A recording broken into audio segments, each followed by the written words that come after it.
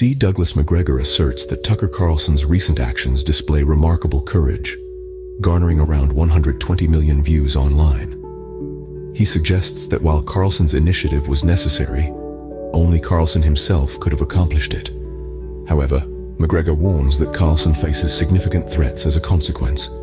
He anticipates governmental retaliation, emphasizing the pervasive bitterness within Washington, D.C., where speaking the truth is unpopular.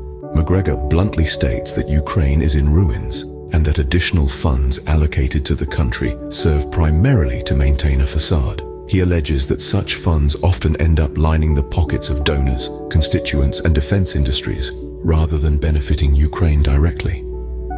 Macgregor expresses frustration over brigade and battalion commanders, keeping incompetent individuals on the payroll for personal gain, depriving widows and relatives of their entitled cash. He describes the rampant corruption in Ukraine as nauseating, contrasting it with the false narratives of success in Washington, D.C.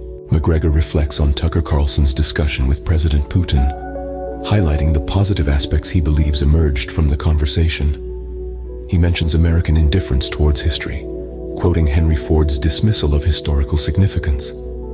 Macgregor praises Carlson's coverage of Tsarist history, but criticizes the omission of the atrocities committed by communism, particularly Stalin's role. He delves into Hitler's rise to power in response to the fear of communism and Stalin's aggressive actions in Eastern Europe, underscoring the importance of acknowledging historical truths. Imagine, if you will, a puzzle with missing pieces.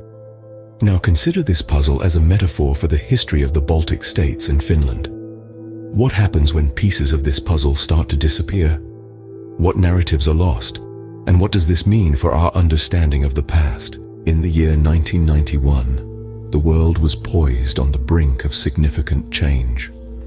The Baltic states of Lithuania, Latvia, and Estonia were in the throes of regaining their independence from the Soviet Union.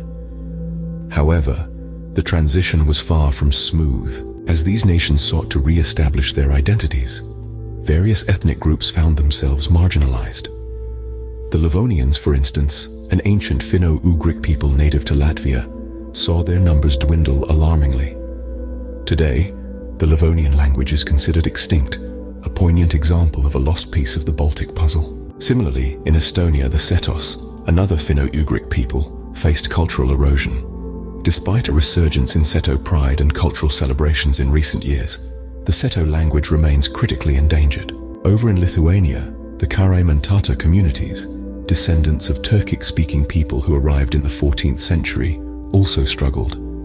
Despite their long history in the country, their numbers have significantly decreased, their languages and traditions at risk of being forgotten.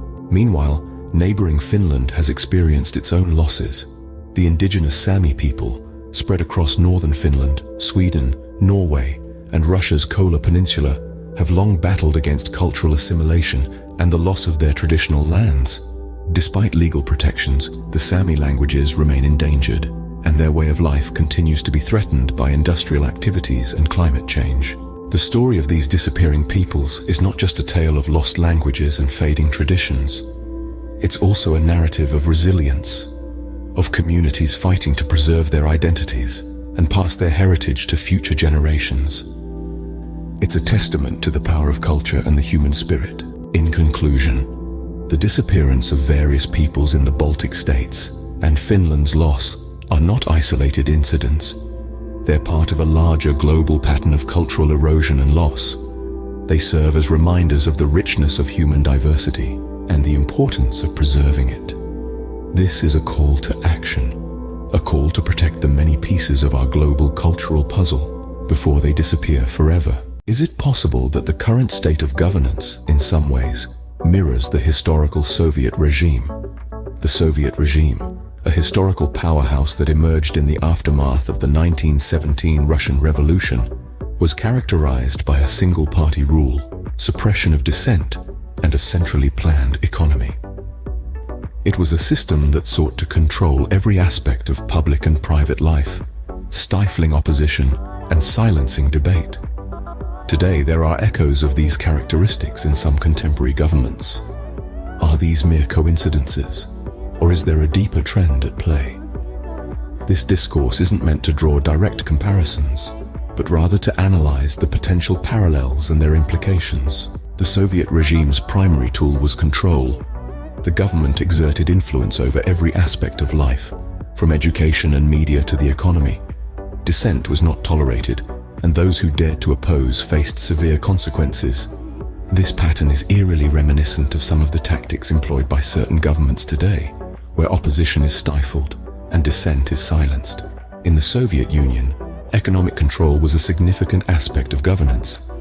The state controlled all means of production, determining what was produced, how much, and at what price.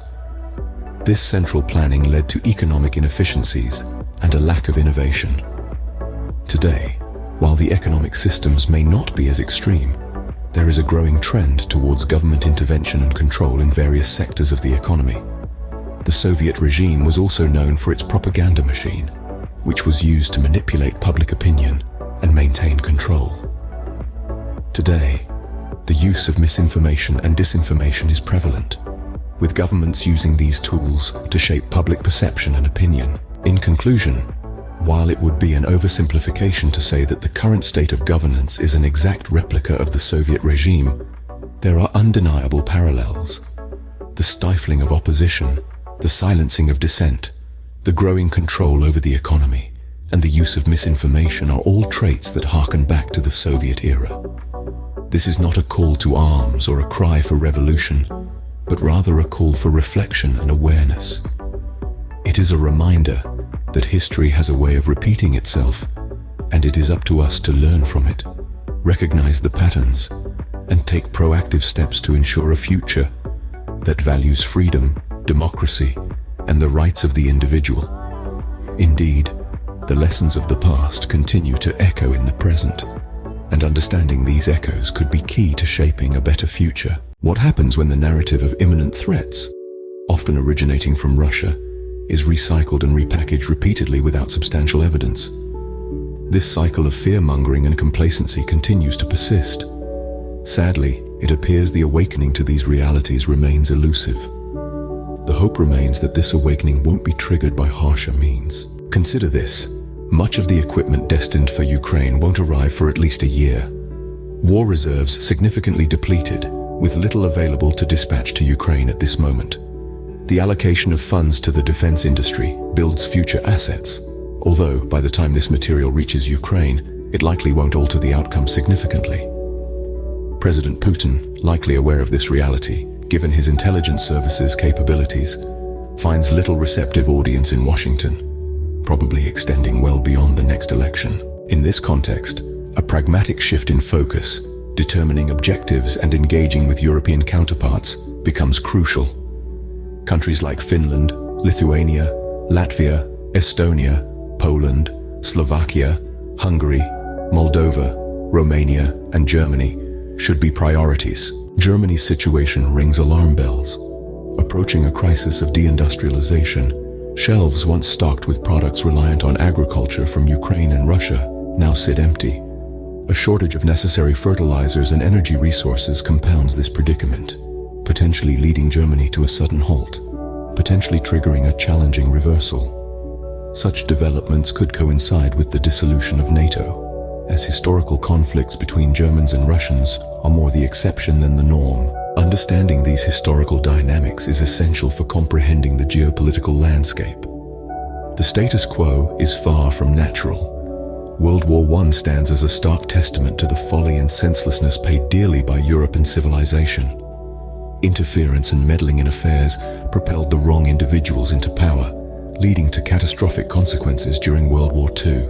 We seem to be approaching a pivotal juncture in history where people will begin to question the narrative about Russia, recognizing it as baseless. Without a change in our mindset and approach, progress seems unlikely. In Central and Eastern Europe, a discernible shift in attitudes is noticeable. However, concerns arise regarding the new government in Poland, which seems to be adopting policies inconsistent with the interests and desires of the Polish people.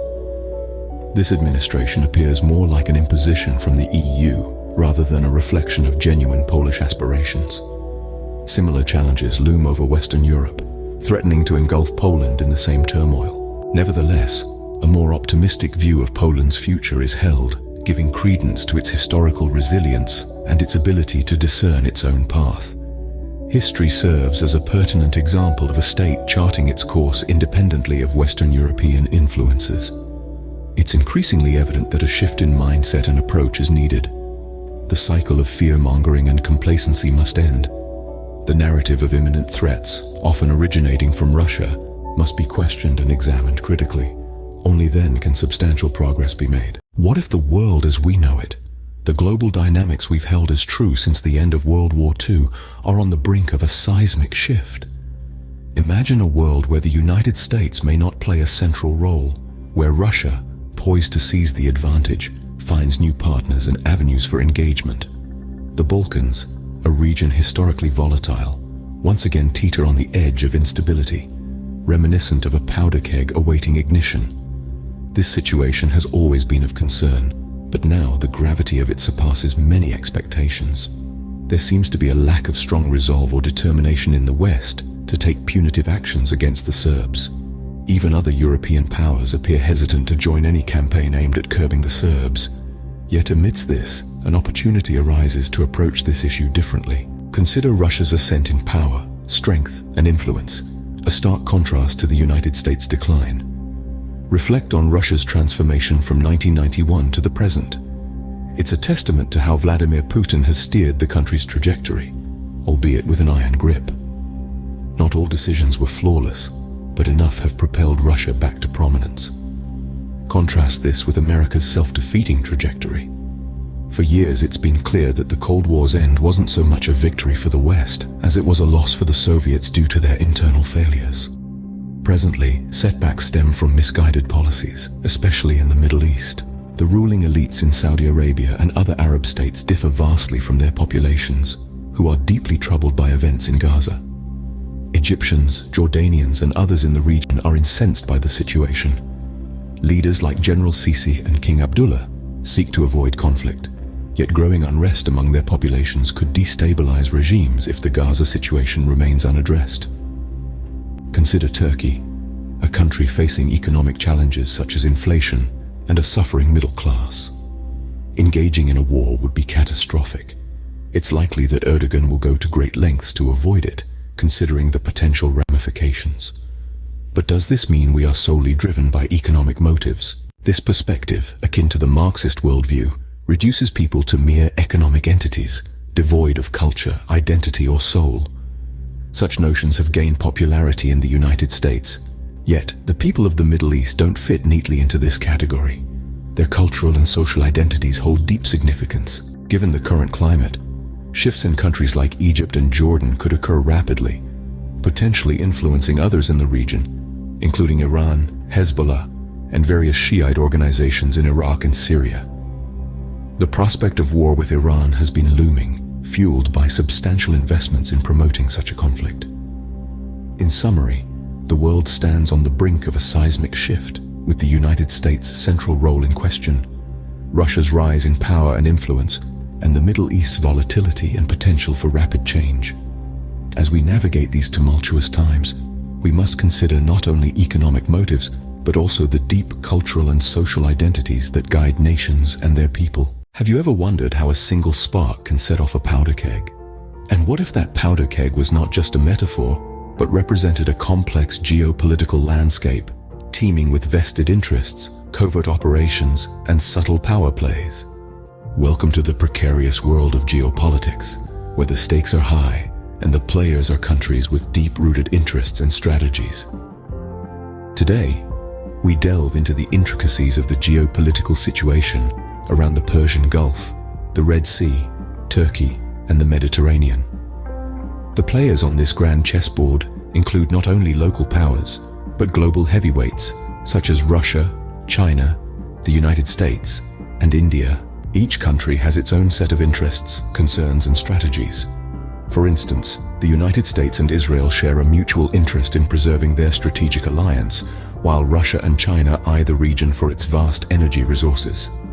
India, on the other hand, sees the region through the lens of its energy security and diaspora. The geopolitical stakes are high, and the situation could escalate into a scenario reminiscent of World War I, albeit unfolding over a longer period. Recent events, such as the assassination in Gaza, serve as catalysts, prompting the question of whether any meaningful actions will be taken in response. Interestingly, the sentiment among most people in the Middle East, including Turks and Iranians, diverges significantly. Even the Iranians, who may seem least concerned about the Sunni Muslim Arabs, perceive the situation with gravity, understanding its broader implications. The region is akin to a powder keg awaiting a spark to ignite it. The crucial questions loom: who holds the match? Who will strike it first? And how will it be lit? These uncertainties echo sentiments after the arrest of Gabriel Prince, suggesting that even without his actions, war would have been inevitable. Historically, the actions of Israelis warrant careful scrutiny. Their response to challenges has often been marked by escalation. Imagine if, following the tragic event on the 7th of October, Israel had chosen a different path, opting for dialogue and reconciliation. At that point, relations between Israel and its Arab neighbors were relatively stable. But instead, Israel's response escalated beyond reason, reminiscent of Austria's overreaction leading to World War I. In conclusion, the geopolitical landscape is a complex web of interests, strategies, and potential flashpoints. The situation in the Persian Gulf, the Red Sea, Turkey, and the Mediterranean is particularly delicate, with numerous countries having vested interests. The stakes are high, and the potential for escalation is significant. The actions taken by countries in response to challenges and provocations can have far-reaching implications. The region is akin to a powder keg, and it remains to be seen who will strike the match and how it will be lit. Remember, a single spark can set off a powder keg, and in the world of geopolitics, that spark could come from anywhere. So, stay informed, stay engaged, and keep asking the hard questions. After all, understanding is the first step towards making a difference.